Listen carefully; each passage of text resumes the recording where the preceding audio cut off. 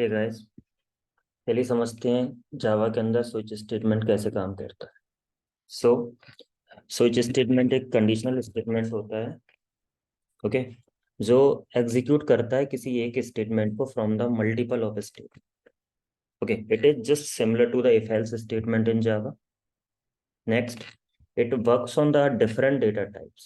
Okay, basically it work on only write, sort, char and int. अगर आप switch के variable को as a float consider करोगे, double consider करोगे, तो ये काम नहीं करेगा। तो मेक श्योर जब भी आप स्विच का प्रोग्राम बना रहे हो तो स्विच के अंदर जो डेटा टाइप यूज करोगे आप एज ए एक्सप्रेशन, तो उसका डेटा टाइप होना चाहिए या तो वाइट हो या शॉर्ट हो या कैरेक्टर हो या इंट। ओके, स्विच स्टेटमेंट के अंदर हम क्या करते हैं कि केसेस को जब असाइन करते हैं तो जो केस होता है उसके अंदर हम लोग कंपैरिजन ऑपरेटर का यूज नहीं कर सकते। Basically it works on equality. Equality मतलब सपोज हमने मल्टीपल केसेस बनाए, case one, case two, case three, अगर एग्जैक्ट जो केस है ना उससे मैच होगा तभी वहां पे जाके पर्टिकुलर केस एग्जीक्यूट होगा। जैसे हम लोग इफ एल्स के अंदर लिखते हैं लेस देन, ग्रेटर देन, तो कंडीशन उस बेसिस पे एक रेंज में ट्रू होती है, फॉल्स होती है। उस तरीके से स्विच स्टेटमेंट काम नहीं करता है। स्विच के अंदर मल्टीपल केसेस बनाए जाते हैं और केस के अंदर हम जो एक्सप्रेशन असाइन करते हैं उसमें जो वैल्यू फिक्स की जाती है उस वैल्यू को केस की इक्वलिटी कंपेयर करता है। अगर मैच होता है तो पर्टिकुलर केस को टेस्ट एग्जीक्यूट कर देता है। सो बात करें इसके सिंटेक्स की, तो इसका सिंटेक्स कुछ इस तरीके से होता है। स्विच कीवर्ड का यूज करते हैं। इसके अंदर हम लोग यहाँ पे एक्सप्रेशन लिखेंगे। जो डेटा टाइप की मैं बात कर रहा हूँ वो यहाँ पे जो एक्सप्रेशन यानी कि वेरिएबल यूज किया जाएगा, इसका जो डेटा टाइप होगा वो या तो वाइट होगा, केयर होगा, सॉर्ट होगा या इंटीजर होगा। ठीक है, उसके बाद केस कीवर्ड का यूज करके हम लोग केसेस क्रिएट करेंगे यहाँ पे, राइट। और हर एक केस को हम लोग कॉलन से टर्मिनेट करेंगे, लाइक दिस।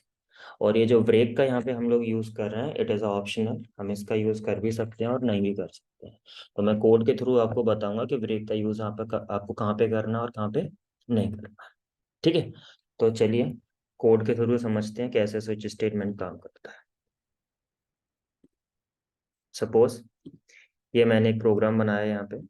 इसके अंदर हम लोग सपोज इंटीजर डे नंबर एक वेरिएबल क्रिएट करूँगा और इसको कुछ भी डे नंबर असाइन कर दिया, suppose two is a default value. Then switch हम लोग यहाँ पे क्रिएट करेंगे और इसके अंदर एज ए एक्सप्रेशन मैं पास करूंगा डे।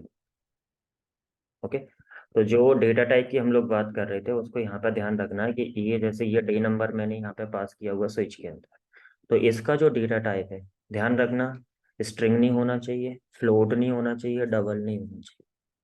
ओके, ये ओनली होना चाहिए या तो कहाँ गया वो,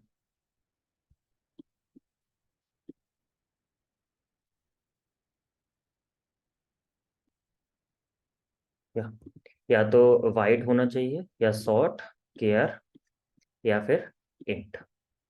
ठीक है, नेक्स्ट। देन यहाँ पे केसेस बनाते समय आपको ध्यान रखना है, स्विच और केस दोनों को स्मॉल लेटर में लिखना है। अब जैसे इंटीजर है तो हम सपोज यहाँ पे प्रेस करते हैं कि अगर केस का वैल्यू होता है वन। ओके, तो हम यहाँ पे टाइप कर देंगे system dot out dot print. Okay, suppose one represent a Sunday, right. यहाँ पे हम ब्रेक को कॉल करेंगे। हम चाहते हैं कि जैसे ये वाला केस मैच होता है तो इसको एग्जीक्यूट करने के बाद ये स्विच से बाहर चला जाए, यानी कि just stop the execution. Next, similarly हम क्रिएट करेंगे केस टू और इसके अंदर लिखते हैं हम लोग system dot out dot print and Sunday के बाद आता है मंडे। अच्छा, एक और चीज, अगर ये यहाँ पे ये वाला डेटा टाइप केयर में होता तो यहाँ पे हम लोग क्या करते हैं, इनको इस तरीके से इन्वर्टेड कोमा में लिखते हैं। क्योंकि ये इंटीजर है तो हम यहाँ पे केसेस की वैल्यू को डायरेक्ट टाइप कर रहे हैं एज ए न्यूमेरिक वैल्यू। और इसका मतलब है कि अगर डे की वैल्यू वन होती है तो सिंपली ये वाला केस एग्जीक्यूट होगा, यानी कि हम पहले ही बता चुके हैं कि ये जस्ट इक्वलिटी टेस्ट करता है। ठीक, तो यहाँ पे हम ब्रेक का यूज करेंगे वापस से। तो ऐसे टोटल हम लोग 7 केसेस बना देते हैं, बिकॉज वीक में 7 डेज होते हैं। तो यहाँ पे आ जाएगा two, three and Monday is Tuesday and break and again next 4 Wednesday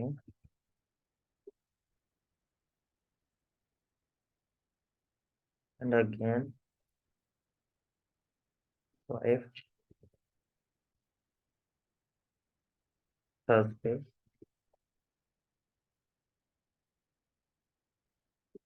again Friday again, ये 5 के बाद होगा 6 या और 7 that is Saturday.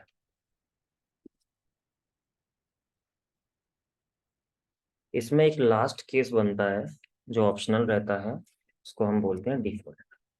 Default case तब एग्जीक्यूट होगा जब हमारा एक भी केस मैच नहीं होगा। मान लो डे का वैल्यू ना तो 1 है, ना 2 है, ना 3 है, ना 4 है, कुछ ही और ही है, यानी कि 1 2 3 से लेके 7 तक कोई भी वैल्यू नहीं है। सपोज 9 टाइप किया तो एक भी केस मैच नहीं होगा, तो उस केस में एग्जीक्यूट होता है यहाँ पे डिफॉल्ट केस। उस केस में हम लोग लिखते हैं system dot out dot print, यानी कि ये एल्स केस भी कहलाता है मोस्ट ऑफ लैंग्वेजेस में। और यहाँ पे अपन लिखते हैं इनवैलिड डी नंबर। ठीक, इनवैलिड। ओके, इसको एग्जीक्यूट करके देखते हैं एक बार काम कर रहा है या नहीं। सो बेसिकली कोड को समझ लो, हमने कुछ नहीं किया। यहाँ पे डे एक वेरिएबल क्रिएट किया, इसका स्टैटिक वैल्यू दे रखे हैं, आप चाहो तो इसको स्कैनर से भी यहाँ पे इंपोर्ट कर सकते हो, राइट। इस डे नंबर को हमने स्विच के अंदर एज एक्सप्रेशन पास किया, और हम मैच कराएंगे कि अगर केस हो जो डे नंबर का वैल्यू है 1 होता है तो ये एग्जीक्यूट करेगा, 2 होता है तो ये, 3 होता है तो ये, और अगर इनमें से कुछ भी नहीं होता है तो किसके पास जाएगा, डिफॉल्ट के पास। और डिफॉल्ट में लिख दिया हमने इनवैलिड। ठीक है, इसको कंपाइल करें। कंपाइल करते समय हम लिखेंगे जावा सी, प्रोग्राम का नाम था switch example, example dot something is error illegal.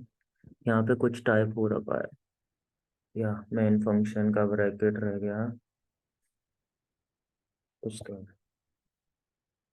Yes, again let's come one error switch example, let's see Java see switch example dot Java, where is the error, illegal character, public, where is the illegal character,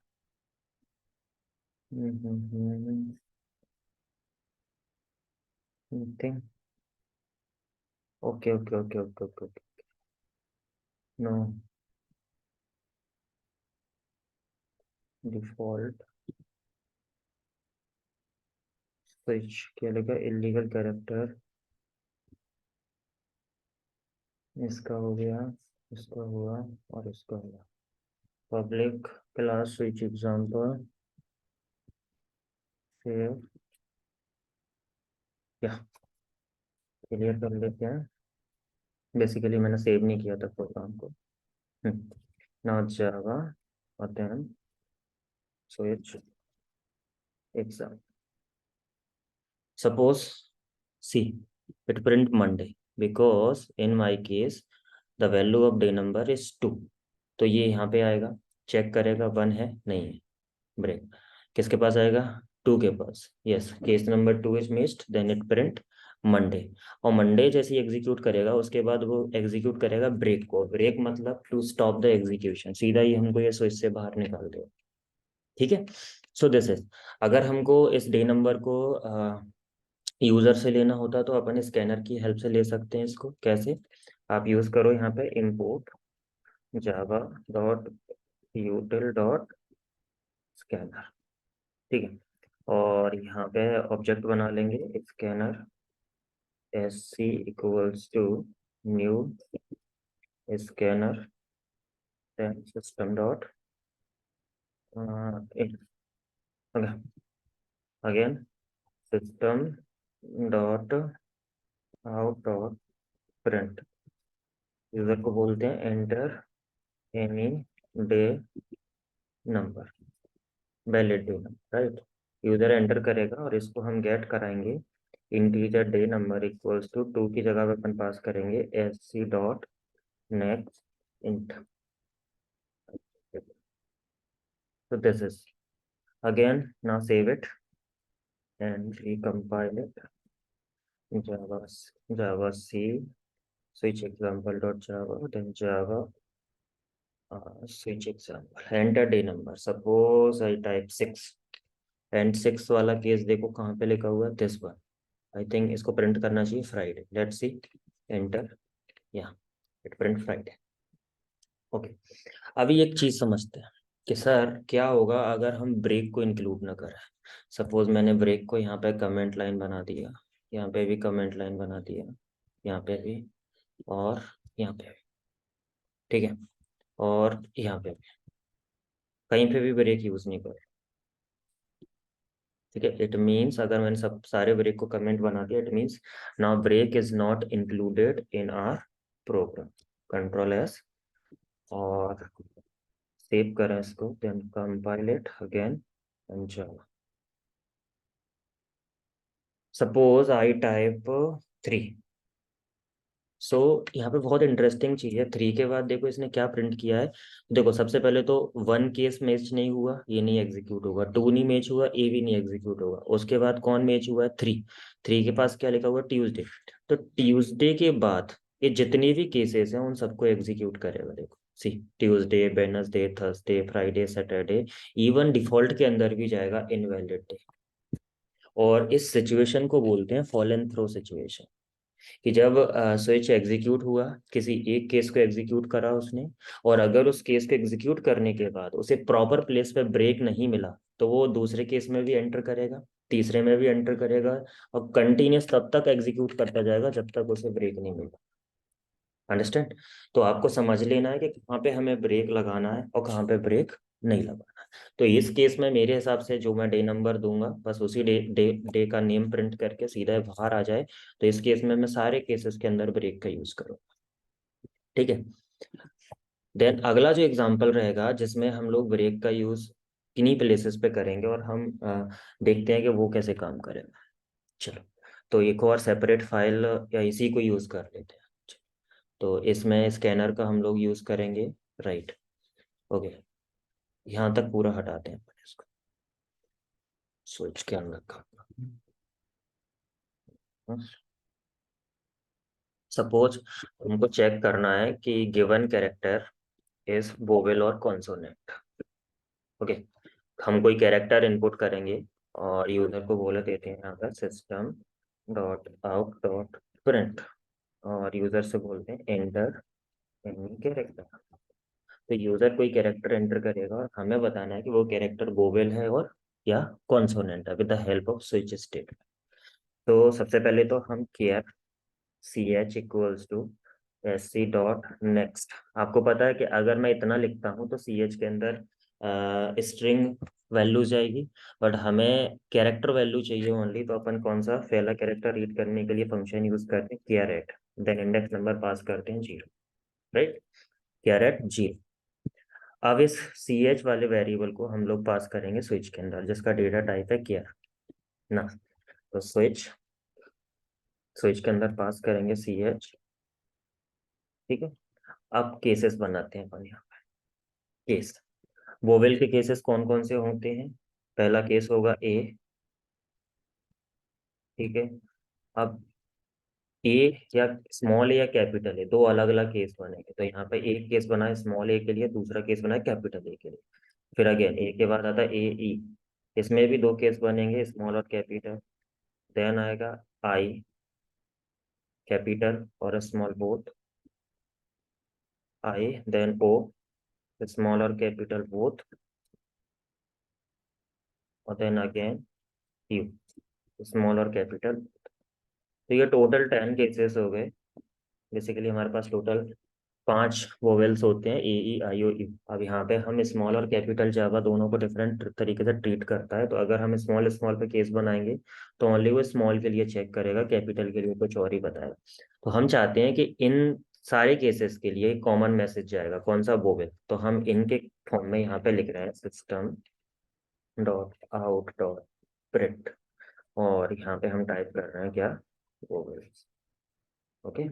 otherwise सारे cases इसके बाद इन character के अलावा कुछ और होता है तो वो सारे केस चले जाएंगे डिफॉल्ट, और डिफॉल्ट में हम लिखने वाले हैं system dot out dot print. Okay, यहाँ पे लिखेंगे कॉन्सोनेंट। ठीक है। तो यहाँ पे हुआ क्या बेसिकली, देखो मैंने ये यूज किया और इसके बाद यहाँ पे ब्रेक को यूज किया, तो होगा क्या कि अगर आपने टाइप किया ए, स्मॉल है, सपोज ये मैच होगा, तब भी वो ये सारे केसेस को टेस्ट करता हुआ आएगा और फाइनली वो यहाँ पे आके बोबेल को प्रिंट कर देगा। यानी कि बेसिकली इन सारे केसेस के लिए ए ई आई ओ यू, स्मॉल हो या कैपिटल, इन सारे केसेस के लिए कॉमन मैसेज था। तो मैंने टोटल इतने 10 केसेस बनाए और 10 के 10 केसेस में कहीं पे भी ब्रेक ना लगाते हुए मैंने लास्ट में जाके एक कॉमन मैसेज प्रिंट कर दिया और उसके बाद ब्रेक पास किया। ठीक है, चलो देखते हैं काम करता है कि नहीं। इसको क्लियर करें, then java c wi switch example dot java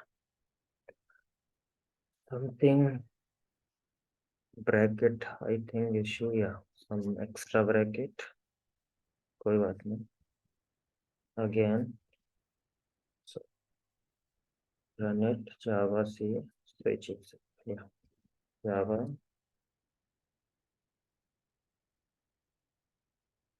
enter character, suppose I enter e, small e, तो देखो ना तो ये मैच हुआ, ये नहीं, यहाँ पे मैच हुआ, कोई बात नहीं, यहाँ पे मैच हुआ तब भी केस इसको ट्रू मिल गया, तो ये सारे केसेस को ट्रू चेक करता हुआ आएगा और यहाँ पे आके मैसेज मिलेगा वो में।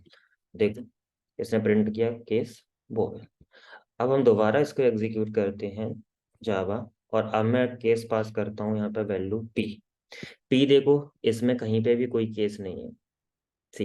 तो जब कोई भी केस मैच नहीं होता है तो आपको मैंने पहले ही बताया होता कौन सा वाला केस एग्जीक्यूट होता है, डिफॉल्ट केस। देखते हैं इस केस में क्या प्रिंट करता है, console C. So this is how switch statement is work in Java. Basically यहाँ पे ध्यान रखने वाली चीजें यही है कि ब्रेक को कौन से प्लेस पर अपन को प्लेस करना है एज पर द रिक्वायरमेंट। दूसरा, केसेस को कॉलन से टर्मिनेट करना है ना। तीसरा, अगर ये जो डेटा टाइप है स्विच वाले वेरिएबल का इंटीजर, तो आपको ये बिना इन्वर्टेड कॉमा के लिखने हैं। अगर ये कैरेक्टर है तो आपको इन्वर्टेड क्वोट्स के अंदर रखना है, ये भी चीज ठीक है। मल्टीपल बुक्स में ब्रेक आपको यहाँ पे भी लगा हुआ मिल जाएगा और डायरेक्टली आप लोग ब्रेक को यहाँ पे भी प्लेस कर सकते हैं, तब भी ये प्रॉपर काम। ओके।